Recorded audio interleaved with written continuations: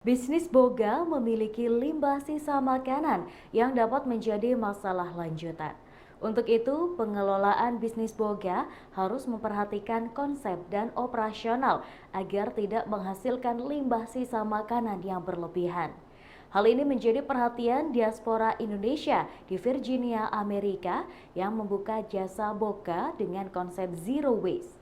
Berikut liputan VOA untuk Anda.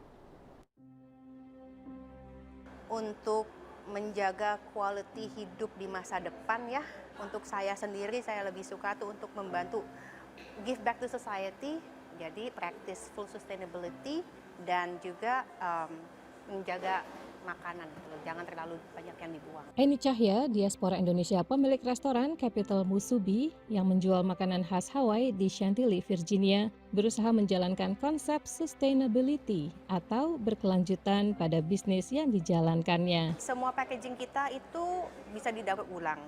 Dan semua kayak kaleng yang kita semua itu semuanya aluminium, jadi bisa didaur ulang juga. Dan untuk makanan tuh kita zero waste, nggak ada yang kebuang. Jadi kita tuh practice just in time inventory, maksudnya tuh semua makanan yang datang harus fresh, kita proses, tahan untuk sehari 2 hari, sudah itu sehari habis. Berdasarkan data historis, Capital Musubi memprediksi kebutuhan bahan agar tak berlebih dan terbuang menjadi sampah karena sudah tidak segar. Konsep yang sama juga diterapkan Ivar Setiawan di Motier, restoran Prancis miliknya di Clifton, Virginia. Untuk makanan yang berlebihan, bagusnya kita berorganisasi lumayan bagus di dapur, jadi tidak pernah terlalu banyak terbuang, selalu terjual atau kita makan untuk antara kita sebelum waktunya sudah lewat untuk ekspirasi makanan. Ivar juga meminimalkan pemakaian plastik dan memakai kertas yang dapat didaur ulang. Kontainer daur ulang juga dipakai di Artarini Indonesian Restaurant yang menyajikan makanan Indonesia otentik dan halal.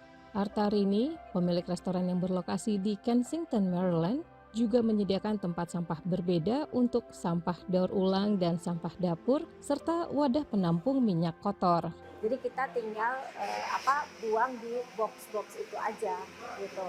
Nah kalau oil itu kita kumpulin sendiri di jerigen. Restoran yang mulai beroperasi Agustus tahun ini memiliki grease trap, alat pada pipa saluran air yang membantu mengalirkan dan mencegah minyak bekas masuk ke sistem pembuangan kota. Arta mengaku semua aturan ini memang tak mudah, apalagi karena 2 karyawan keturunan Hispanik dan 3 karyawan Indonesia di restorannya seringkali masih membawa berbagai kebiasaan dari negara asalnya. Tapi kita mesti lihatkan sisi baiknya, emang ini bagus gitu dan buat aman buat kita semua. Cuman kadang-kadang kan karyawan kita kan ada yang belum paham gitu kan. Nah, jadi akhirnya kita yang harus ngasih tahu berkali-kali. Sementara bagi food truck Bliman Kitchen milik Agung Putra, sistem pembuangan sampah agak berbeda dari restoran, yaitu dibuang ke tempat pembuangan sampah umum yang ada di setiap wilayah tanpa dipungut bayaran. Atau di commercial kitchen kita, karena kita punya commercial kitchen yang kita kontrak monthly. Jadi kalau kita masak di sana otomatis kita buang di sana, kemudian kalau dari truk kita juga buangnya di sana. Berbagai aturan pengelolaan sisa makanan dan sampah dalam bisnis boga tentunya juga memerlukan biaya, sehingga kesadaran dari pemilik bisnis menjadi penting agar semua aturan ini diterapkan. Tentu kita harus ikuti dengan benar ya, karena itu adalah kita menjual makanan ke publik. Dari Washington DC, Lea Johannes, Nia Iman Santoso, VOA.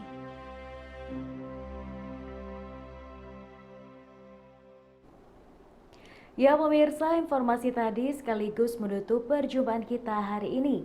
Jangan lupa saksikan News Point setiap hari pukul 13.00 waktu Indonesia Barat hanya di UBTV, Televisi Pendidikan Universitas Brawijaya.